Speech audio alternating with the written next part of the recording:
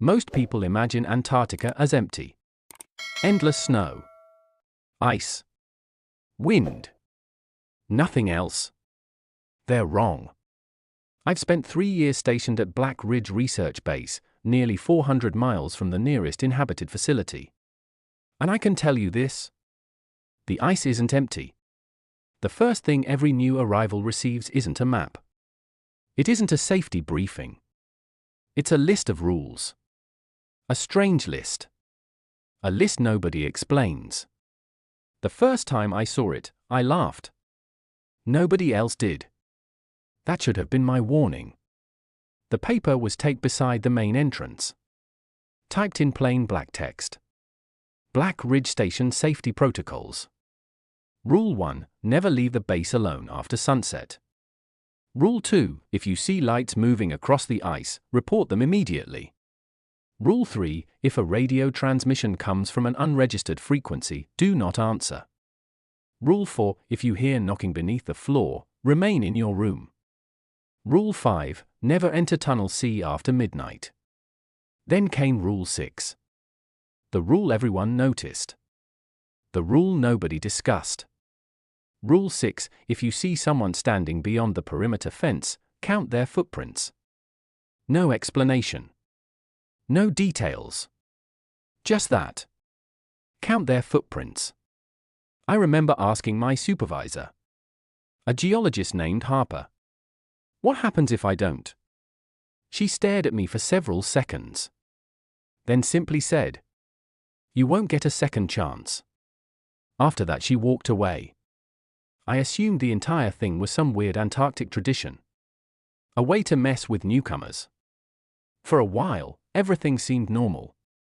The base housed 27 people. Scientists. Engineers. Meteorologists. Support staff. Life was repetitive. Research during the day. Maintenance at night. Sleep. Repeat. Weeks passed. Then winter arrived. And everything changed. Antarctic winter is difficult to describe. The sun disappears. Completely. Not for a night. Not for a week. For months. The darkness becomes permanent. The isolation becomes overwhelming. And the silence. The silence starts feeling alive. By July most of us were exhausted. Cabin fever affected everyone. Arguments became common. Sleep became difficult. Strange dreams became normal. Then people started hearing things. Footsteps in empty hallways. Voices coming through disconnected radios. Knocking beneath the floor. Nobody admitted it openly. But everyone knew. The rules existed for a reason. The first incident happened on July 17th. A meteorologist named Carter was working night shift, monitoring weather equipment. Around 2:30 a.m. he spotted someone outside, standing beyond the perimeter fence. Alone. My first thought was simple. Impossible. Nobody could survive outside without proper gear. Temperatures had dropped below -50. The wind alone could kill someone. Yet security footage clearly showed a human figure. Standing motionless. Watching the station. Carter immediately reported it. Within minutes the entire base was awake. We crowded into the monitoring room. The image appeared grainy. Snow distorted the camera feed. But the figure was unmistakable. A person. Standing perhaps 50 yards beyond the fence. Not moving. Not reacting. Just watching. The station commander immediately asked the question. How many footprints? Silence. Carter looked confused. What? The commander repeated himself. How many footprints? Carter stared at the monitor. Then shook his head. I couldn't tell. The room became very quiet. Nobody spoke. Nobody moved. The commander slowly closed his eyes. For a moment he looked genuinely afraid. Then he whispered, "God help us." The figure remained outside until sunrise. Then vanished. Just disappeared. No tracks. No evidence. Nothing. The next morning we searched the area. Fresh snow covered everything. No footprints. No sign anyone had ever been there. The station returned to normal. At least on the surface. But something had changed. People seemed nervous now. Uneasy. The rules weren't funny anymore. 3 nights later Carter disappeared. No warning. No explanation. One moment he was asleep in his room. The next he was gone. His door remained locked from the inside. His belongings remained untouched. His bed still warm. But Carter himself had vanished. We searched the entire station. Nothing. Then someone found footprints. Outside. Beyond the perimeter fence. Leading into the darkness. A single set. 27 footprints exactly. Then they stopped. As if the person making them had simply ceased to exist. That night the knocking beneath the floor started. And for the first time since arriving in Antarctica, I heard something knock back. The knocking came again. 3 slow taps. Directly beneath my floor. Knock. Knock. Knock. I froze. My room sat on the eastern side of Black Ridge Station. Below me should have been nothing except steel supports and hundreds of feet of ice. Yet something was definitely knocking. The sound wasn't loud. It didn't need to be. At 3 in the morning, in a station buried in endless darkness, even the smallest noise feels wrong. I sat upright in bed. Listening. Silence followed. For almost a minute nothing happened. Then. Knock. Knock. Knock. Exactly the same pattern. My stomach tightened. Rule 4. If you hear knocking beneath the floor, remain in your room. At the time I'd assumed the rule was ridiculous. Now it felt very real. I checked my watch. 3:17 a.m. The station remained silent. No alarms. No announcements. Nothing. Then my radio crackled. The sudden sound nearly made me jump. Static filled the speaker. Followed by a voice. My blood instantly ran cold. Carter. The voice sounded exactly like him. The missing meteorologist. For several seconds I couldn't breathe. The radio crackled again.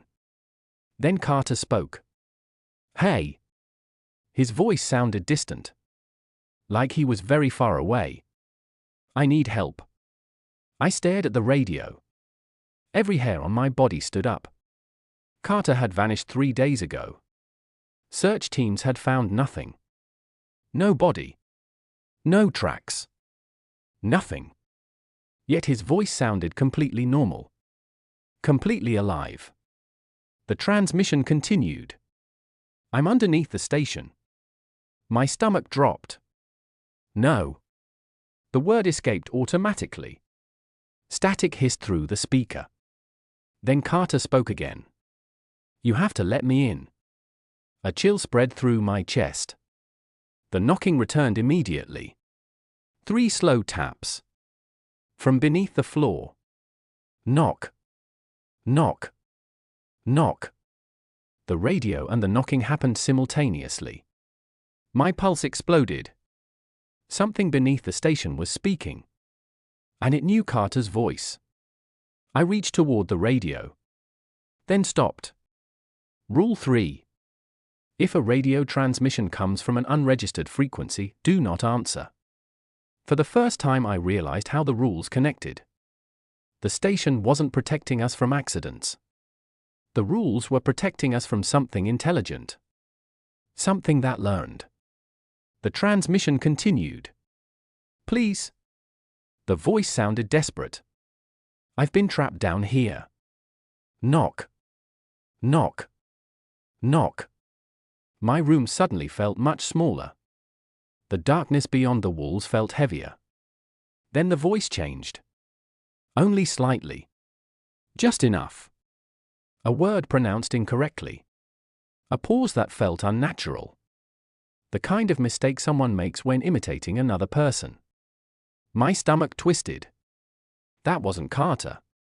It only sounded like Carter. Then something happened that terrified me more than the voice itself. Another knock answered from deeper below. A second source. Much farther away. The first knocking stopped. The second continued. Knock. Knock. Knock.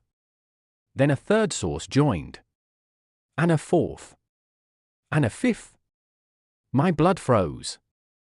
The sounds echoed beneath the station. Not one thing. Many things. Dozens of them. All knocking. All answering one another. Like a conversation taking place beneath the ice. I immediately shut off the radio. The voice vanished. The knocking continued. Then, just as suddenly, it stopped. Complete silence. I didn't sleep again that night. None of us did. The following morning the station gathered in the briefing room. Everyone looked exhausted. Nobody mentioned the knocking. Nobody mentioned Carter. Until Harper entered. The moment she stepped into the room, conversation stopped. She looked pale. Worse than usual. The station commander stood beside her. Both appeared nervous. That alone was enough to worry everyone. Then Harper placed a photograph on the table. My stomach dropped. It showed Carter. Or something that looked like Carter. Standing beyond the perimeter fence. The picture had been taken only 2 hours earlier. The image made my skin crawl. He was smiling. Not normally. Too wide. Too still. And there was something else. Something important. Footprints. The snow around him remained untouched. Except for one trail. A straight line leading to where he stood. The commander pointed at the image. Count them. Several people leaned closer. 27. Exactly 27 footprints. The room became silent. Nobody needed a calculator. Nobody needed confirmation. 27. The exact same number found after Carter disappeared. Harper swallowed hard. Then finally spoke. For those who don't know. Her voice sounded strained. Rule 6 exists because the number matters. Nobody interrupted. Nobody wanted to. Harper continued. If the figure outside leaves footprints. She hesitated. Like she hated saying the words. Count them. A pause. Then. If there are 27. The room felt frozen. The commander finished for her. Do not let them inside. A chill swept through everyone. Someone finally asked the obvious question. What happens if we do? Neither Harper nor the commander answered immediately. They exchanged a look. Then Harper quietly said. We already did. The room exploded with questions. What? When? Who? The commander raised a hand. Silence returned. His face had gone pale. The original Black Ridge Station. My stomach tightened. The original station? Harper nodded slowly. There was another base here before ours. The room fell completely silent. Nobody had ever mentioned another station. Not once. Harper opened an old file. Yellowed pages. Black and white photographs. Then she revealed the image. The original Black Ridge Research Base. Built in 1963. Destroyed in 1964. Every person assigned there disappeared. 31 researchers. Gone. Without explanation. Without bodies. Without survivors. Then Harper showed us the final photograph. and every ounce of blood drained from my face. The image showed the missing researchers. All 31 of them. Standing outside the station. Smiling. Watching. Waiting to be let inside. Each one surrounded by exactly 27 footprints. Then the station lights flickered. Once. Twice. 3 times. Every face in the room turned upward. The emergency power kicked in. The building shook. And somewhere beneath the ice, something enormous moved. The entire station shook. Not violently. Just enough to make everyone notice.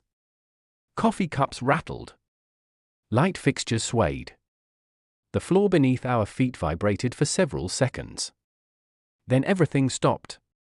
Silence filled the briefing room. Nobody moved. Nobody spoke.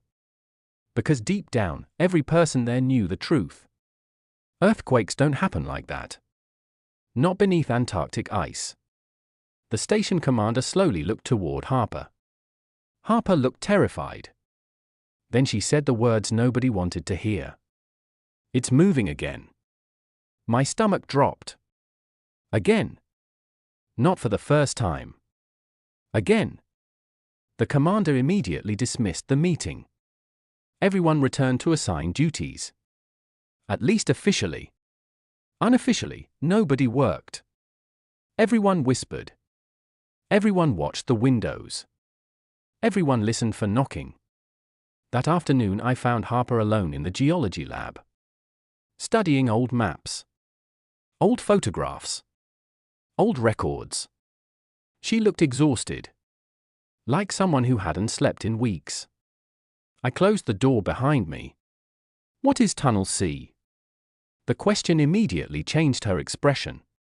Fear. Real fear. She stared at me for several seconds. Then sighed. I was hoping nobody would ask. My pulse quickened. Rule 5. Never enter Tunnel C after midnight. The rule existed for a reason. And I intended to find out why. Harper rubbed her eyes. Then finally answered. Tunnel C wasn't built by us. The room suddenly felt colder. What? She opened a drawer. Removed an old photograph. And slid it across the desk. I looked down. My stomach tightened immediately. The image showed the original Black Ridge station from 1963. Construction crews stood outside. Heavy equipment surrounded the area. Everything looked normal. Until I noticed the entrance. A large tunnel cut directly into the ice beneath the station. Workers appeared tiny beside it. The opening was enormous. At least 40 feet wide. Maybe larger. What is that? Harper swallowed. Tunnel C. The answer made no sense.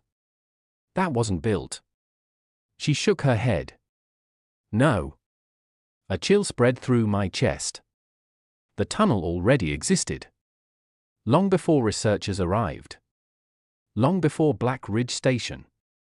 Long before anyone should have been there. I stared at the image. The tunnel entrance looked wrong. Too smooth. Too symmetrical. Almost artificial. But not human. Not something modern machinery could create. Then Harper revealed another photograph. This one was worse. Much worse. The image showed researchers standing inside the tunnel. The walls appeared black. Not icy. Black. Smooth. Like polished stone. The corridor stretched into darkness. Far beyond the camera flash. My pulse accelerated. How deep does it go? Harper laughed nervously. Nobody likes hearing nervous laughter from scientists. Because scientists are supposed to have answers. Harper clearly didn't. We don't know. The answer hit harder than expected. They had 60 years. Advanced equipment. Ground-penetrating radar. Drilling technology. And they still didn't know. The implications terrified me. Then she showed me the final image. And everything changed. The photograph had been classified. Never released. Never discussed. The original exploration team. 8 researchers. Standing deep inside Tunnel C. All smiling. The same unnatural smile from the figures outside the fence. My blood froze. The date beneath the photograph read, December 14, 1963. 2 days before the original station disappeared. I looked up slowly. What happened to them? Harper's face darkened. They came back. A pause. They weren't the same. The lights flickered again. Every bulb inside the laboratory dimmed briefly. Then returned. Both of us looked upward. Neither spoke. Because we had both felt it. The vibration. Something moving beneath the station. Again. That night nobody slept. The knocking returned shortly after midnight. Not beneath one room. Beneath every room. The sounds echoed through the entire facility. Knock. Knock. Knock. Hundreds of impacts. Coming from below. From inside the ice. The radios remained silent. The darkness beyond the windows felt endless. Then at 12:47 a.m. the power failed. Completely. Emergency lights activated seconds later. Red illumination flooded the corridors. The station suddenly looked like a submarine sinking into darkness. The intercom crackled. Static. Then the commander's voice. Everyone report to Central Operations immediately. No explanation. No details. Just urgency. I joined the others. 23 people arrived. Then 22. Someone was missing. An engineer named Russo. The commander immediately noticed. Where is Russo? Nobody answered. Then a voice spoke from the back of the room. A maintenance worker. Pale. Shaking. He went to Tunnel C. The room fell silent. My stomach dropped. The worker swallowed hard. He heard someone calling his name. Nobody moved. Nobody spoke. Because everyone already knew what came next. The commander immediately assembled a search team. 5 people. Including me. 10 minutes later we stood outside Tunnel C. The entrance sat beneath the station. Hidden behind secured blast doors. The place looked abandoned. Dust coated everything. Frost covered the walls. The corridor beyond disappeared into darkness. My flashlight illuminated only a fraction of it. The tunnel seemed to absorb light. Absorb sound. Absorb everything. The commander opened the door. Cold air rushed outward. Far colder than Antarctica itself. That shouldn't have been possible. Yet every person felt it. Then we heard it.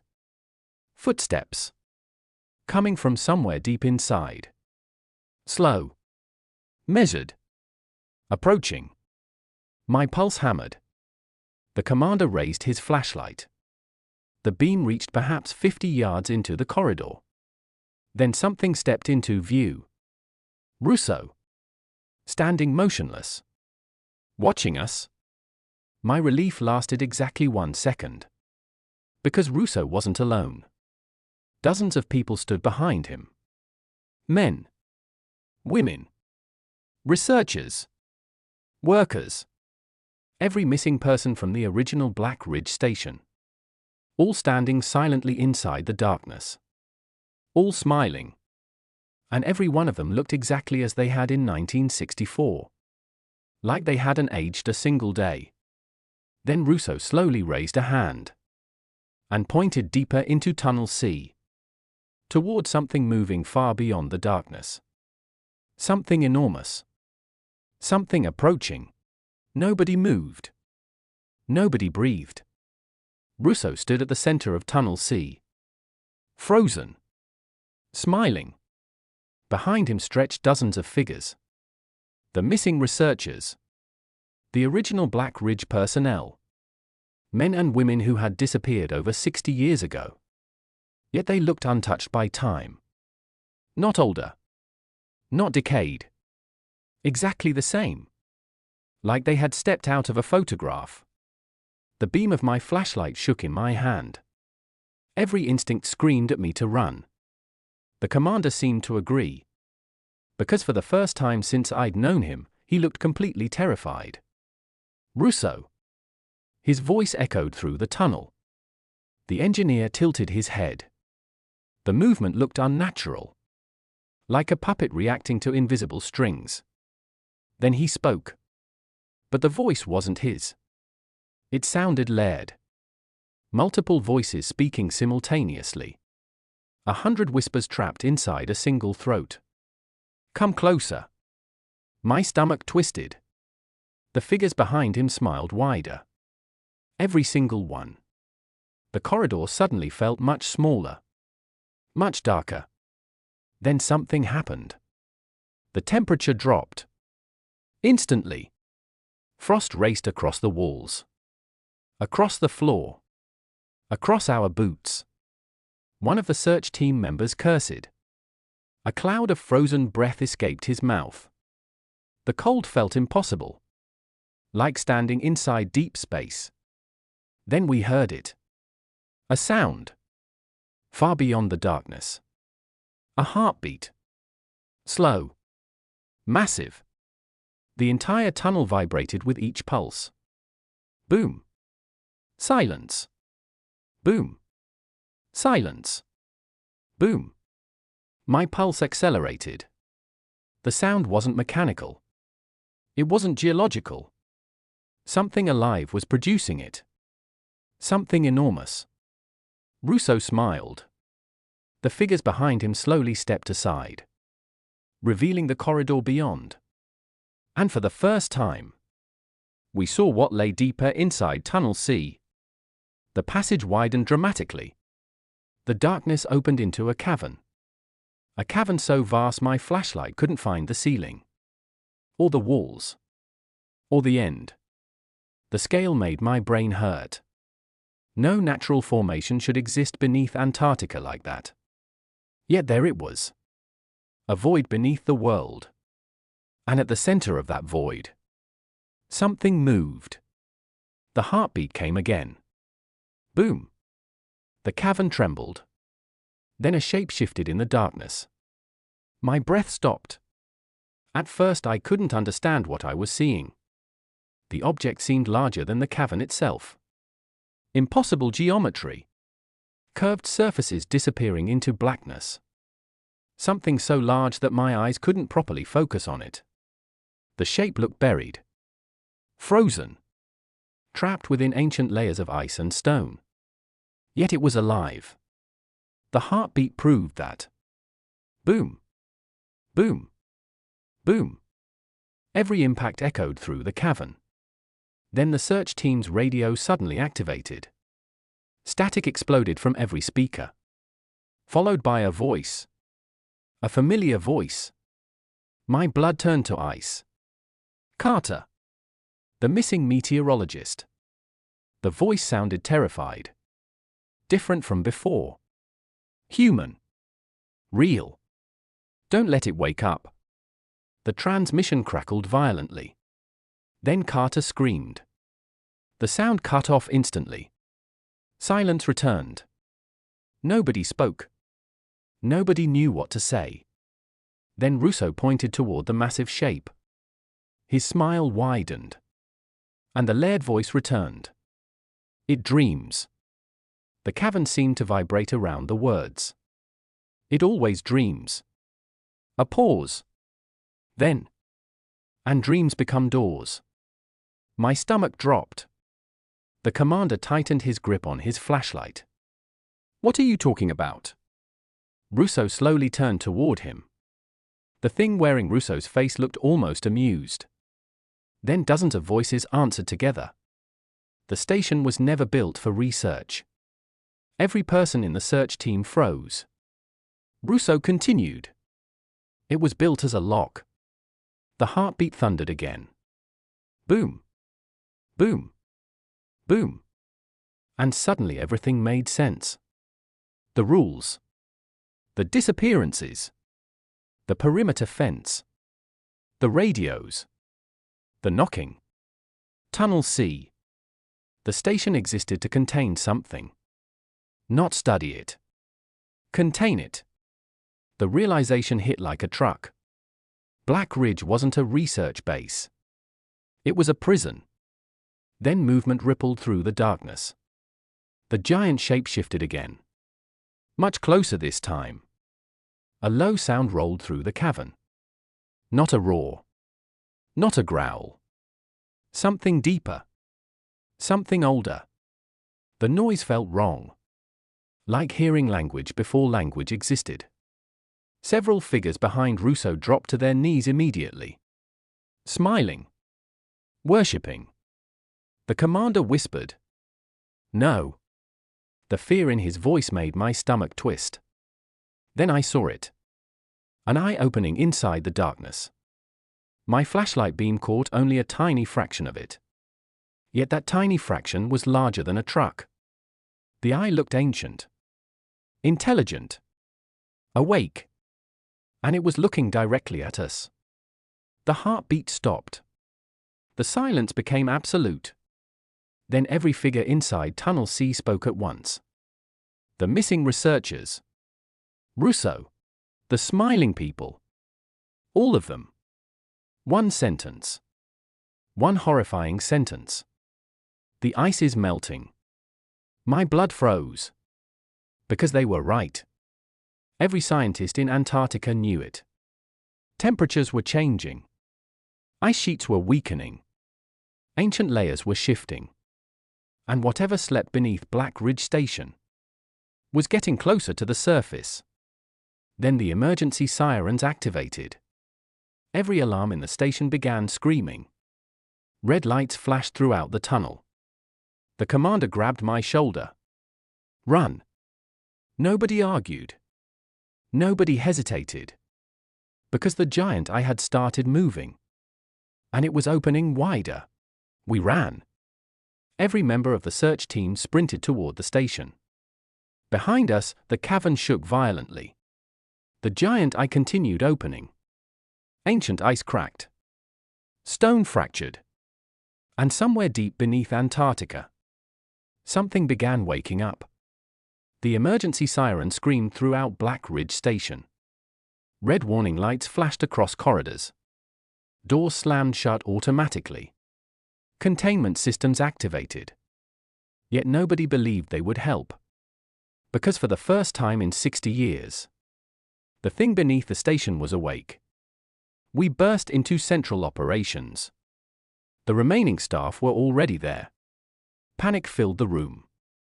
People shouted over one another. Screens flickered. Sensors failed. Every monitor displayed static. The commander immediately took control. Status report. Nobody answered immediately. Then Harper looked up from her console. And the expression on her face made my stomach drop. The perimeter. The commander turned. What about it? Harper swallowed. Then pointed toward the security cameras. The screen stabilized. And everyone in the room froze. Figures stood outside the fence. Hundreds of them. Men. Women. Children. Researchers. Workers. Every missing person from Black Ridge history. All standing silently in the snow. Watching. Waiting. Smiling. The sight was horrifying. But something else terrified me more. They weren't moving. Not one of them. Just standing there. Like they were waiting for permission. Then I remembered Rule 6. If you see someone standing beyond the perimeter fence, count their footprints. My pulse quickened. The commander immediately noticed. His face went pale. No. Harper whispered. No. Everyone began counting. The nearest figure stood perhaps 20 yards beyond the fence. A smiling woman in an old research uniform. Snow surrounded her. A single trail of footprints led to where she stood. 27. Exactly 27. My stomach tightened. The next figure. 27. The next. 27. Every single one. 27 footprints. Exactly. The room became silent. Nobody needed to say it. The things outside weren't people. They were something else. Something pretending. Then one of the station engineers suddenly spoke. His voice sounded terrified. Why 27? Nobody answered. Then Harper did. Because she already knew. The station originally had 27 personnel. A chill swept through the room. My blood froze. The original Black Ridge crew. 27 people. 27 footprints. The connection hit instantly. The figures weren't random. They were replacements. Copies. Echoes. Something created from the people who vanished. Then the radios activated. Every radio. Every frequency. Every speaker. A single voice emerged. Massive. Ancient. Not spoken. Felt. The sound vibrated inside my skull. Inside my bones. Inside my thoughts. Return. Several people collapsed immediately. Others covered their ears. It didn't help. The voice wasn't entering through sound. It was entering through memory. Return. Images flooded my mind. Tunnel C. The cavern. The giant eye. The smiling researchers. And suddenly I understood. The original crew never disappeared. Not completely. Something beneath Antarctica had reached into them. Copied them. Learned them. And then sent those copies back upward. Over and over. For decades. Testing. Waiting. Learning how to become human. The realization nearly made me sick. Then one final memory surfaced. Not mine. Someone else's. A researcher from 1964. Standing deep inside Tunnel C. Watching the giant shape beneath the ice. Hearing it speak for the first time. And learning the truth. The thing wasn't trapped. It was sleeping. The station existed for one purpose. Not containment. Observation. The rules weren't keeping it imprisoned. The rules measured whether it was waking up. Rule 3. The voices. Rule 4. The knocking. Rule 5. Tunnel C. Rule 6. The footprints. Each rule tracked a stage. A warning sign. A symptom. A countdown. And 27 footprints meant the final stage had begun. The copies were returning because the dreamer beneath the ice was awakening. Then every figure outside the fence moved simultaneously. One step forward. The entire station fell silent. Another step. Snow crunched outside. Another. Another. Another. Hundreds of smiling figures approaching the fence together. The commander stared at the cameras. Then quietly asked, "How much time?" Harper checked her monitor. The answer came in a whisper. "Not much." The lights flickered. The floor shook. A deafening crack echoed beneath the station.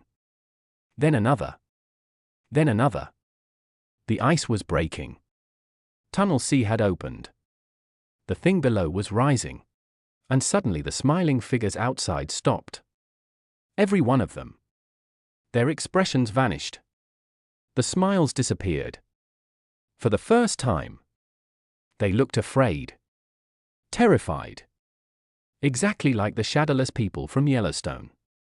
like prisoners watching their prison collapse. One figure looked directly into the camera, then mouthed 3 words. "Run. Now." The station commander didn't hesitate. "Evacuation." Nobody argued. Within minutes we were moving toward the emergency vehicles. Outside, the Antarctic wind screamed across the ice. The figures beyond the fence had vanished. Gone. Every one of them. As though they had never existed. Then the ground erupted. A crack split the ice beneath Black Ridge Station. The entire facility tilted violently. Metal screamed. Windows shattered. And from somewhere far below, a colossal eye opened beneath the ice. Larger than buildings. Larger than imagination. Watching. Awake. Ancient. The station collapsed moments later. Consumed by falling ice. Nobody looked back. Nobody wanted to. Hours later our convoy reached a secondary outpost. Exhausted. Broken. Alive. Only 12 of us remained. 12 survivors. The official report blamed structural failure, geological instability, equipment malfunction. The usual lies. Black Ridge Station was erased from public record 6 months later. Most people will never know it existed. But sometimes, during Antarctic winter, our radios still activate, even when powered off. And a familiar voice speaks from beneath the ice. A voice older than humanity. A voice still dreaming. Waiting. Counting. And every transmission ends with the same sentence.